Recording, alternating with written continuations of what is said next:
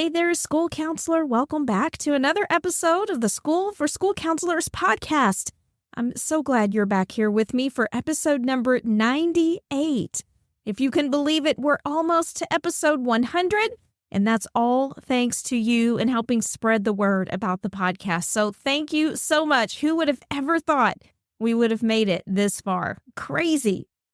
I'm Steph Johnson, a full-time school counselor just like you. Glad to be back here with you for this 98th episode because I believe in equitable, sustainable, and enjoyable careers for school counselors. And that's what this podcast is all about as we seek to educate, empower, and advocate for every single one of our school counseling colleagues.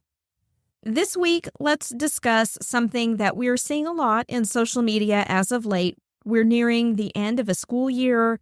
Folks are thinking about moving to other campuses. Perhaps they're already in the process of leaving their current school counseling program and moving to a new one. Or we also have some folks who are going to be new school counselors on campuses. And so as we consider the implications of that, as we consider some of the transition involved, the topic of student notes often comes up. What information do we leave for an incoming counselor? How is that information handled?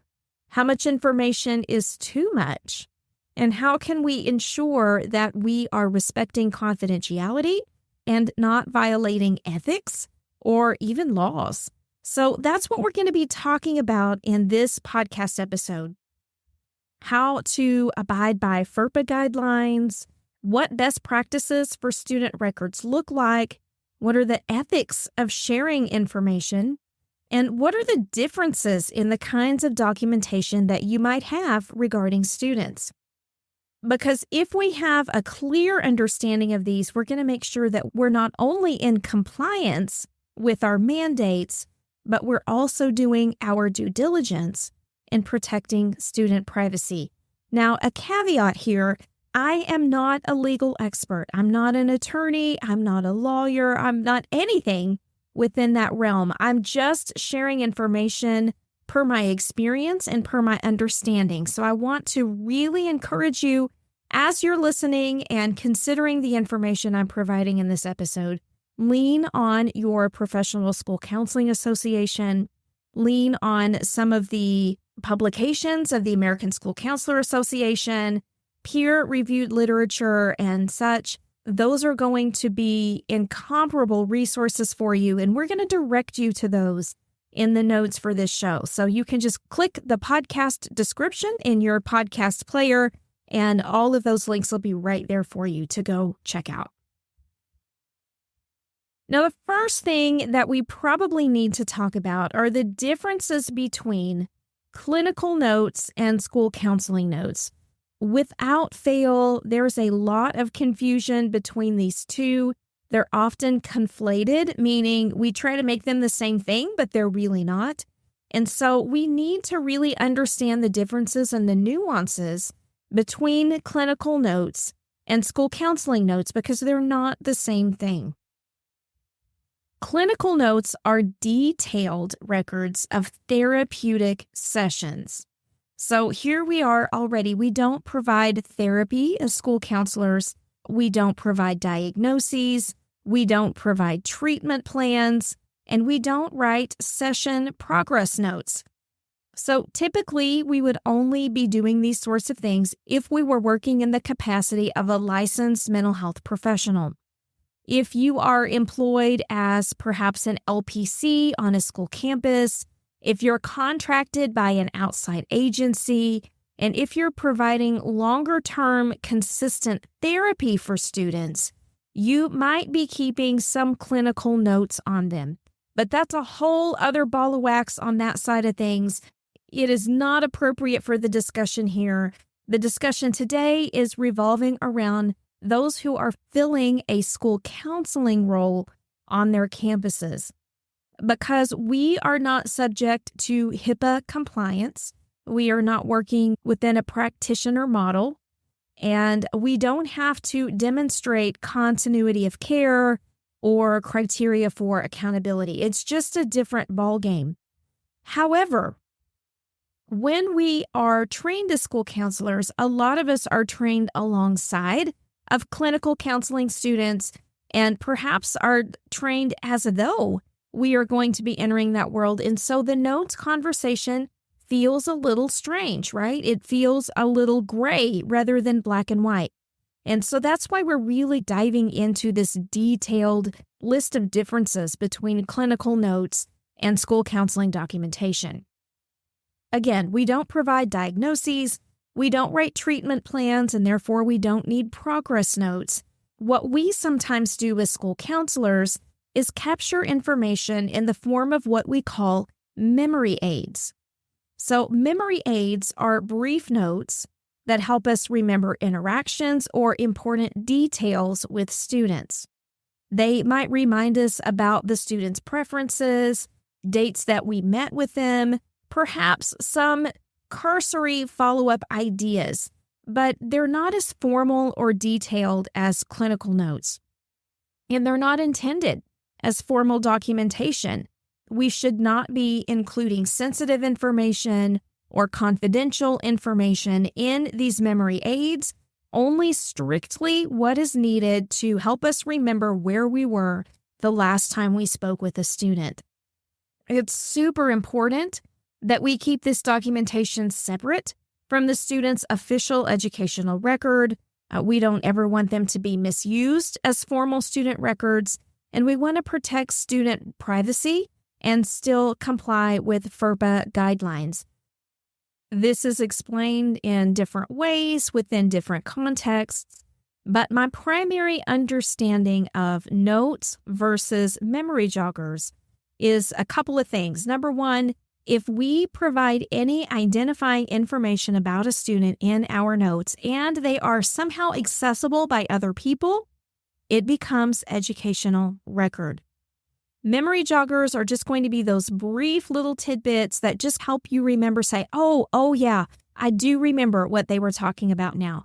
Because to be fair, if you're carrying 5, 6, 7, 8, or even 900 students on your campus, it's easy to forget the situations of every single student.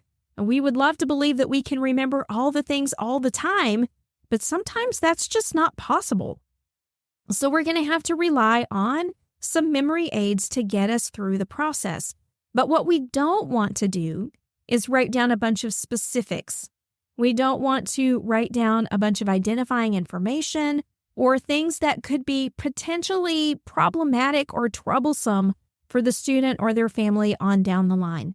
We want to adhere to really general labels, friendship concerns, academic concerns, those kinds of things. And even the illustrious Carolyn Stone in School Counseling Principles, Ethics and Law, 5th edition, notes that even then, the information can be considered educational record. It truly depends on the situation and the context. What does that mean for us? It means that we keep our memory joggers as objective and as brief as we possibly can while still maintaining their usefulness, if that makes sense.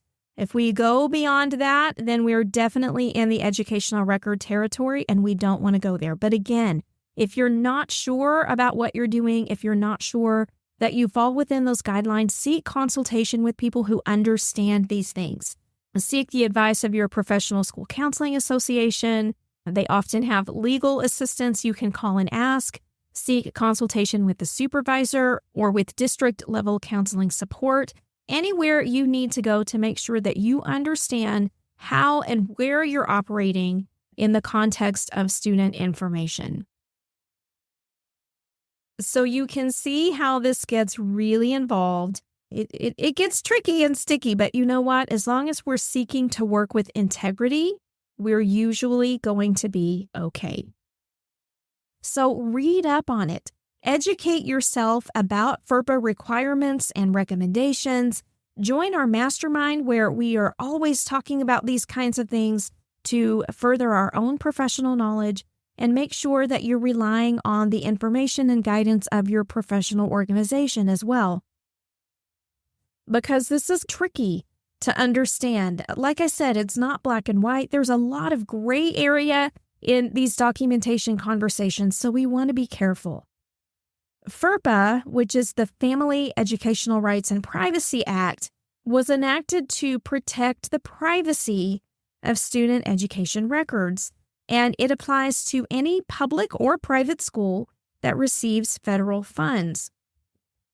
In a nutshell, what we're looking at is making sure that only school officials that have a legitimate educational interest are able to access those records, making sure that we're preventing unauthorized disclosures, understanding that parents and students, if they're 18, have the right to inspect and review those education records, and they also have the right to request corrections to those records. There are also guidelines as far as how parents and students are allowed to request access, how to handle disputes when those arise. It gets really tricky. And then there are also guidelines for transferring records when a student leaves the school, how we forward those to the receiving school or institution, how they're sent securely, how we track them, all sorts of things going on. So if you're not well versed in FERPA, you may want to go pull up the U.S. Department of Education FERPA guidelines, or again, some of the FERPA documentation contained in the ASCA website. They're going to point you in the right direction. But the point here is that if it has a password, because I know lots of you are tracking and keeping information on students electronically, it may not be considered a memory jogger anymore. It's probably going to be considered educational record. And that's an important thing to think about as we go on in this conversation. Our school counseling notes that we keep aren't always just kept in a notebook or in a file somewhere. Sometimes in our time trackers, in our Google Forms, and in our online professional platforms, we may be keeping brief notes on student information, which are, to my understanding, going to be considered educational record and not memory joggers. So again, consult with people smarter than me if you're not sure about that, but above all, keep yourself informed. How do we manage these student records? What do we hand off? What do we pass on? How do we know what needs to happen if we're leaving a campus? Or what should we expect if we're coming new onto a campus? It blows my mind that we don't have a streamlined handoff protocol for school counseling programs. With the amount of confidential information that we handle year to year, it seems like we should have a process like that in place. But nevertheless, we're going to do our best to keep our students' best interests at heart, to follow ethical mandates, and still make sure we're on the up and up with all of the other requirements. So I'm going to give you my take on what might be best practices for managing and transferring student information. Again, keep in mind, I'm not a lawyer, but to my understanding, I think this would be a good take. Number one, we want to organize and really look over the records that we've collected on students. If we have memory joggers and we're no longer working with that student, it might be that those memory joggers need to be destroyed. We don't need to keep that information lying around if it's not actively assisting us with some sort of situation, or it's not a situation that we anticipate is going to be re-engaged at some near point in the future. We're going to consider which students would benefit from having selected information shared with the incoming counselor. Now, I'm going to urge you to give a lot of consideration to this. We don't want to just be handing off all the information willy-nilly. We don't want to be providing a full list of all the students that we provided school counseling services for in the past year or 2 years. That's not going to be ethical. The only time that we should be providing this confidential information, in my opinion, is if the student's distress is still active, if it is likely to still be in play when the new year begins, or if there is a history of repeated distress that needs the school counselor's intervention and attention. As we consider who makes that list, and that list should be very short, We then have to consider, how do we hand the information off? We must ensure confidentiality to the greatest degree possible, and also ensure that the next school counselor is able to pick up and run with the information without having to fill in too many gaps. So in other words, we don't want them to have to learn all the information in the background in order to be able to jump in. We want to provide them with what they need so that they can get to work instantly if needed. In order to do that, we really have to clarify what constitutes a concerning situation. What are the situations in which we would want to share this kind of student information? This would be a great topic of discussion with your school counseling supervisor, if you have one, perhaps your campus level administration, or even your district administration, on what constitutes a concerning situation. What mental health issues, what behavioral concerns, or what ongoing problems would constitute a situation concerning enough that we would need to pass along confidential student information. That criteria, best case scenario, would be documented in some form or fashion so that you can show it wasn't just you making this call on your own, right? You weren't just trying to cowboy your way through the situation, that you really did seek consultation and that you're seeking to work through best practices.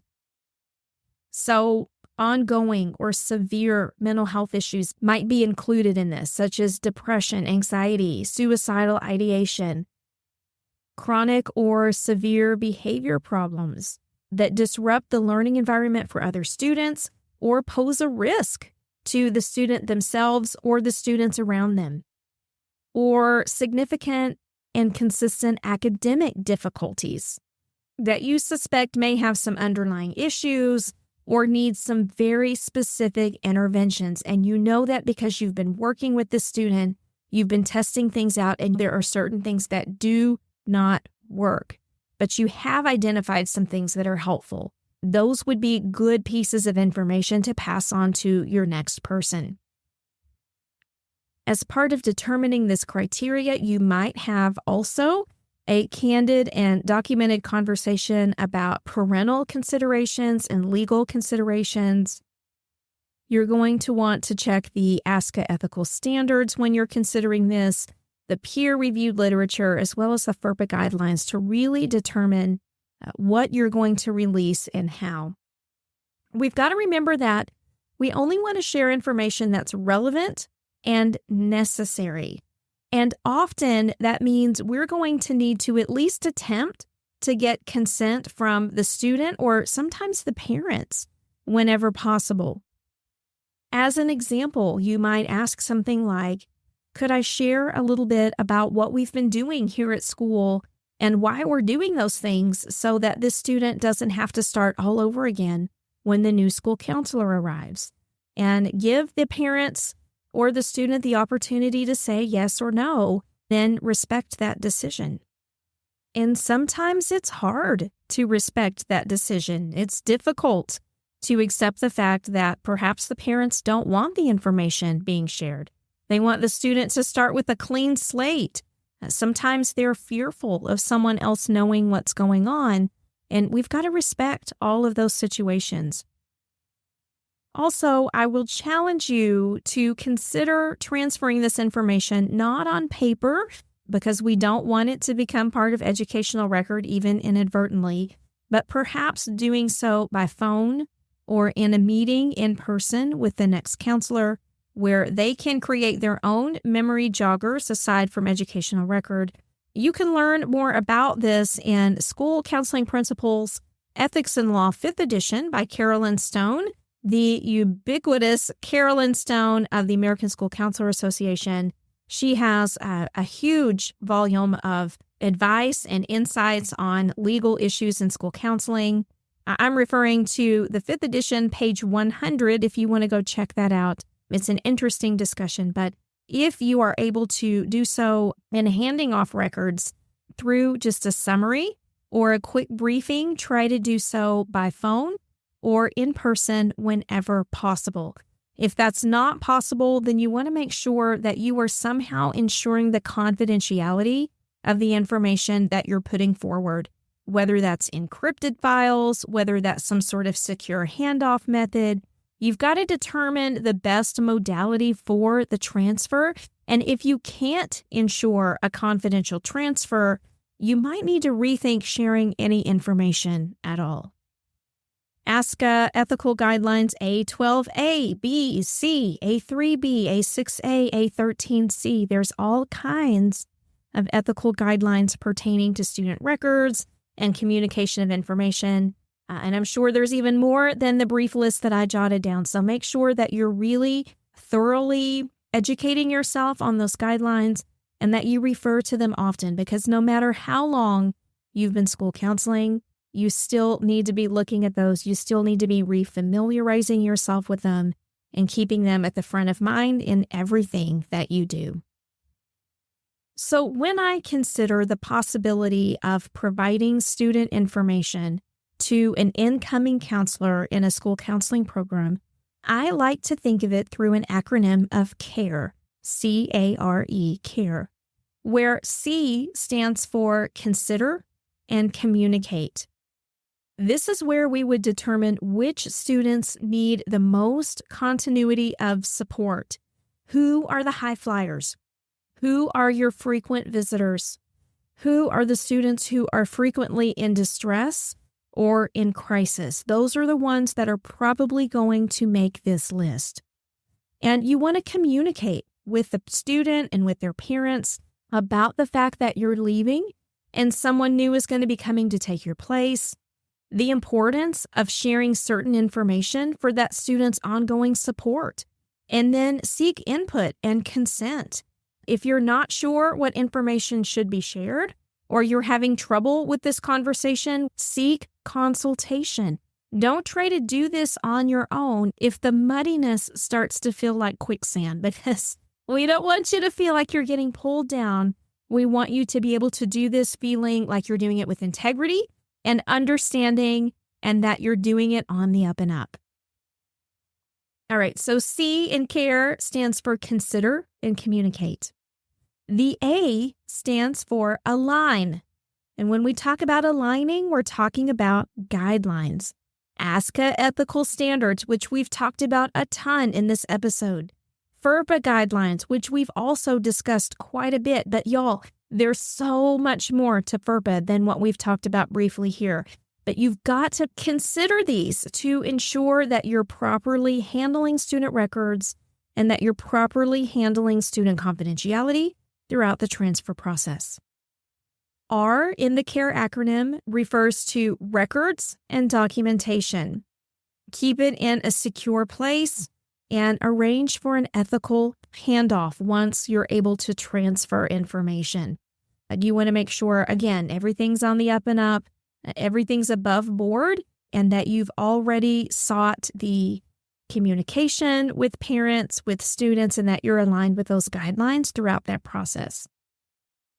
Then the E in the CARE acronym is for empowering your successor. We've got to make sure that we're equipping our incoming school counselors with the essential information that they need to effectively support students.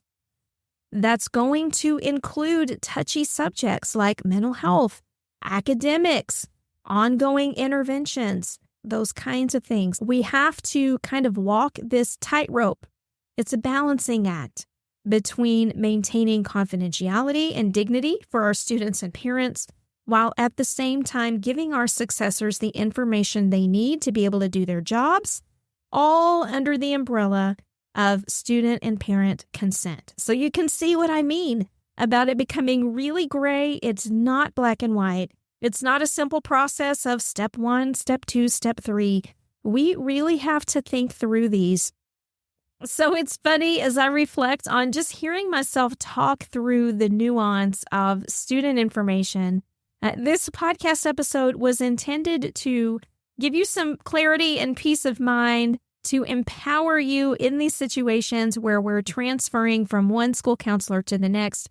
But I realize as I hear myself talking how scary this might sound to some of you, how intimidating the process might sound, or just how terrified you might be about accidentally overstepping an ethical mandate or a FERPA guideline of some sort. And y'all, I'm going to be real with you. It can be scary. That's why we are charged at all times with seeking consultation when we need it, accessing the peer-reviewed and published literature of our national organization to make sure that we're staying in the lanes. So if you're up against one of these transfers, if you're thinking about how we're going to communicate about students with the next person, keep these guidelines in mind, but also remember that ethics are aspirational, meaning if we can prove that we were doing the best we could with our understanding at the time and with the students' best interests at heart, 9 times out of 10, everything's going to turn out okay. We still need to be diligent. We need to be vigilant about the way we're doing our work. We need to make sure that at all times we are doing our very best to meet all of these guidelines. But at the end of the day, if we're doing it for the right reasons, it's probably going to end up okay. All right, again, remember, I'm not a lawyer. This is just how I understand it, friends. All right, that got really muddy. It got complicated. And the more we talk through these, sometimes the more muddy and complicated they become. I do want you to remember we do have our support and consultation group running through our School for School Counselors Mastermind. This is a great forum to really discuss considerations, ideas, and next steps, and to get pointed in the right direction for additional information or how to have these conversations with your upper level support. If you're interested in diving into some of these topics and geeking out a little bit more, hey, we got a chair saved for you right now. You can find out more information at schoolforschoolcounselors.com/mastermind. And we are getting ready right now to start our summer book study. Y'all, I am so excited about this book study. I cannot wait to hear everybody's ideas and insights on the text that we have selected for this summer. We are going to be working through a book by Dr. Tommy Mabry called Perspective, The Secret to Student Motivation and Success.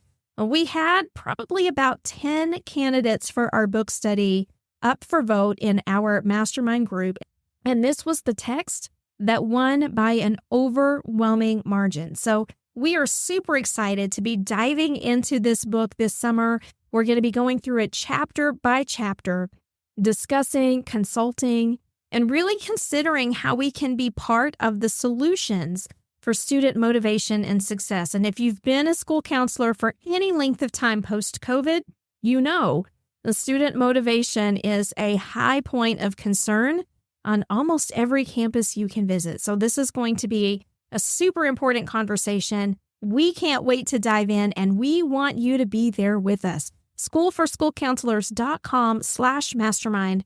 Jump in the mastermind, and we'll get you all the information you need to participate in our book study this summer. All right, this got lengthy for this episode. I hope you don't mind, but I wanted to make sure I was bringing you all the information about all the things, whether it be transferring student records, FERPA guidelines, notes guidelines, memory joggers, and our summer book study. I want you to feel well-informed and capable. I'll be back soon with another episode of the School for School Counselors podcast. But in the meantime, I hope you have the best week. Take care, y'all.